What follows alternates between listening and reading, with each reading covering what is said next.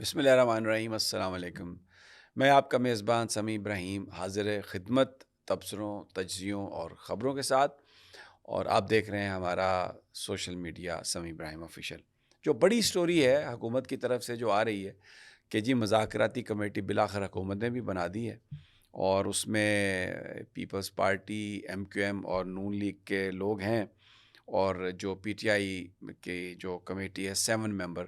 اس سے وہ گفتگو کرے گی۔ پی ٹی آئی کی کمیٹی میں آپ کو نام بتا دیتا ہوں: عمر ایوب، علی امین گنڈا پور، سلمان اکرم راجہ، اسد کیسر، حامد رضا، حامد خان اور علامہ راجہ ناصر عباس ہیں۔ یہ بیسیکلی مذاکرات پی ٹی آئی اور حکومتی اتحاد میں ہوں گے، اس لیے ابھی مولانا فضل الرحمان کی پارٹی اس میں نہیں ہے، محمود خان اچکزئی کی پارٹی اس میں نہیں ہے، اور بھی جو بلوچ دوسری پارٹیز ہیں وہ اس میں شامل نہیں ہے، مینگل صاحب کی پارٹی۔ آنے والے وقتوں میں اس کو ایکسپینڈ کیا جا سکتا ہے۔ اب جو حکومتی پارٹی ہے اس میں ہم دیکھیں تو اسحاق ڈار ہیں، عرفان صدیقی ہیں، پھر راجہ پرویز اشرف، نمید قمر، علیم خان، چودھری سالک، خالد مکسی، خالد محمود صدیقی، یہ پورا ایک ہے۔ سوال یہ ہے کہ یہ مذاکرات جو ہیں کیا سنجیدہ کوشش ہے، یا ایک پھر حکومت کی طرف سے ایک ٹائم بائی کرنے کی کوشش ہے، اور کیا یہ مذاکرات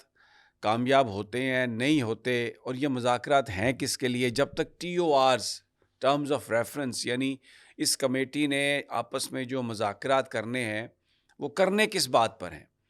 اور اس میں جو کچھ حکومتی لوگ ہیں وہ یہ کہہ رہے ہیں کہ جناب عمران خان صاحب کی رہائی کوئی ایجنڈے میں شامل نہیں ہے،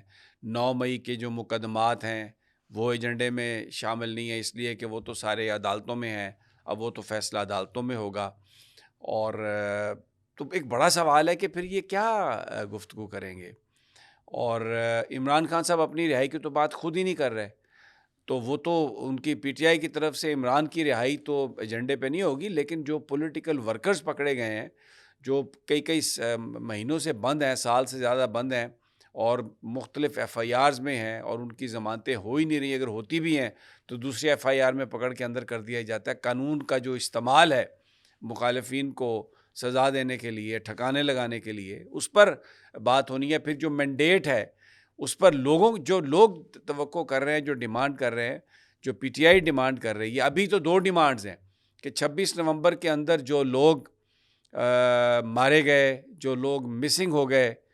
ان کے حوالے سے بتایا جائے، ایک جوڈیشل کمیشن اس کی تحقیقات کرے، سپریم کورٹ کا 3 ممبرز سینئر جو ججز ہیں ان پر مشتمل ہو۔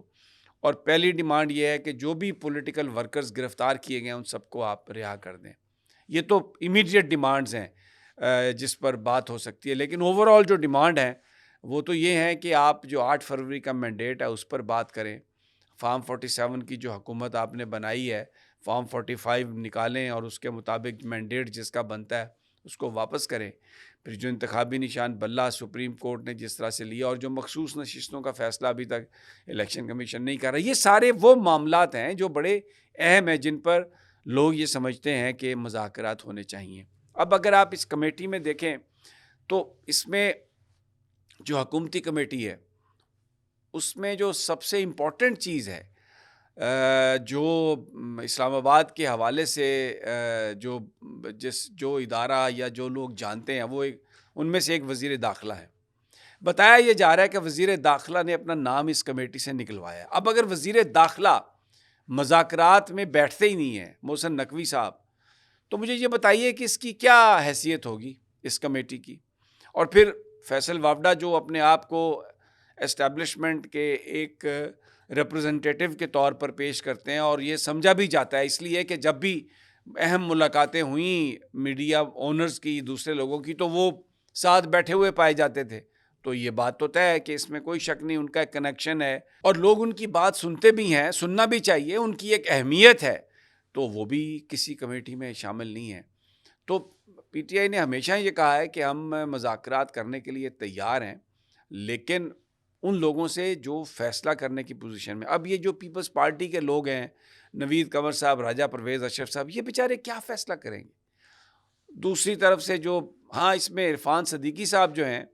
وہ ایک نواز شریف صاحب کے بڑے قریبی ہیں، تو وہ اگر ان مذاکرات کو اگر سپوائل کرنا ہو یا کامیاب کرنا ہو تو اس میں اپنا ایک رول پلے کر سکتے ہیں. اسحاق ڈار صاحب بھی نواز شریف صاحب کے بڑے نزدیک ہیں. تو یہ اس لحاظ سے مسلم لیگ نون کی اگر قیادت کو ہم دیکھیں تو وہ کمیٹی میں کوئی ایک چیز نظر آتی ہے، لیکن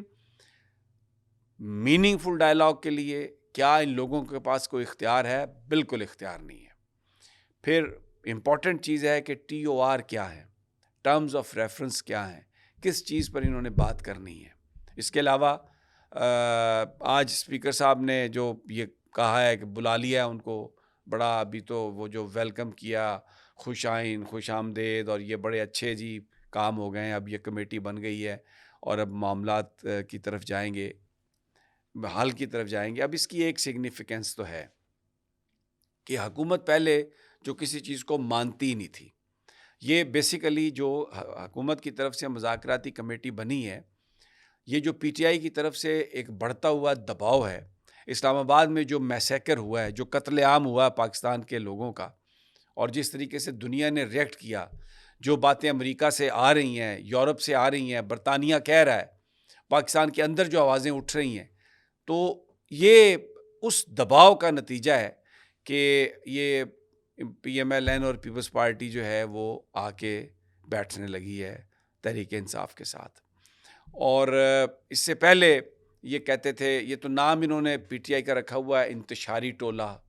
فسادی ٹولہ،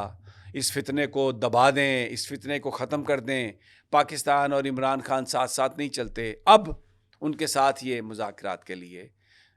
بیٹھنے لگے ہیں، اور اس میں جو ڈیمانڈ ہے وہ جوڈیشل کمیشن کی ہے، PTI کی ڈیمانڈ، اور اپنی رہائی کی تو عمران خان صاحب نے ڈیمانڈ کی نہیں. میں نے پہلے بھی کہا، میں بار بار یہ آپ سے عرض کر رہا ہوں، اس کمیٹی کے پلے کچھ نہیں ہے، لیکن یہ بڑا سمبولک ہے. سمبولک یہ ہے کہ حکومت گھٹنے ٹیک رہی ہے، حکومت اس پریشر کے آگے جھک رہی ہے. اس سے پہلے یہ PTI کی طرف دیکھنا بھی گوارا نہیں کرتے تھے. اور ڈیفینیٹلی ایک پریس ریلیز تو آئی ہے ISPR کی طرف سے جس میں بڑے بلند بانگ دعوے کیے گئے ہیں، لیکن ہیٹ وہ بھی محسوس کر رہے ہیں. اور 20 جنوری سے پہلے مشاہد حسین سید یہ کہہ چکے ہیں کہ خود کچھ کر لو، نہیں تو فون آئے گا، کچھ کرو گے تو بڑی سبکی ہوگی. تو یہ بڑا پالیٹکس بڑی ایک روتھلیس گیم ہے، اس میں کوئی کسی کا وہ یار دوست نہیں ہوتا، یہ مفادات کی ساری کہانی ہے. پاکستان کے اندر اسٹرانگ پولیٹیکل آواز جو ہے، لوگ جس کے ساتھ ہے وہ عمران خان ہے. پوری دنیا کو جس پاکستان کی ضرورت ہے اس کی قیادت اگر عمران خان کے پاس نہیں ہے تو یہ جو قیادت ہے اس کا پاکستان پر کوئی کنٹرول نہیں ہے. تو جب ان کا اپنے ملک پر کنٹرول ہی نہیں ہے تو یہ کیا بیچ سکتے ہیں، یہ کیا ڈیلیور کر سکتے ہیں؟ اس ملک میں، اس خطے میں بڑے اہم ڈیسیژن ہونے ہیں. افغان ایشو ہے، ایران کا ایشو ہے، اور دوسرے کئی معاملات ہیں، اسلامک دنیا کا ایشو ہے. تو یہ جو قیادت ہے یہ تو کچھ نہیں بیچتی. یہ تو شہباز شریف صاحب نے اگر 25 دورے کیے ہیں تو 30 دورے اس میں کشکول لے کے کیے ہیں. پیسے دے دیو، رب دا واسطہ جی پیسے دے دیو، رب دا واسطہ جی پیسے دے دیو، اے ذرا رول اوور کر لو، اے دے دیں گے تانوں. کیونکہ ہم تو چل ہی لوگوں کے قرضوں پر رہے ہیں، ہماری تو کوئی اکانومی ہے ہی نہیں. تو یہ ایک ڈیولپمنٹ ہے، ویری کاشیسلی لیٹ سی. کیونکہ جو PTI کی قیادت ہے، اب عمران خان اور ورکرز کے بیچ ڈائریکٹ معاملہ ہے. یہ سارے لوگ جو ہیں، میں کچھ کہنا نہیں چاہتا، لیکن یہ عمران خان صاحب کی جو توقعات ہیں اس پر پورے نہیں اترے. ان میں اتنی ہمت نہیں ہے کہ آنکھوں میں آنکھیں ڈال کر یہ بات کر سکیں، اور یہ بس تصویریں کھنچواتے ہیں، اور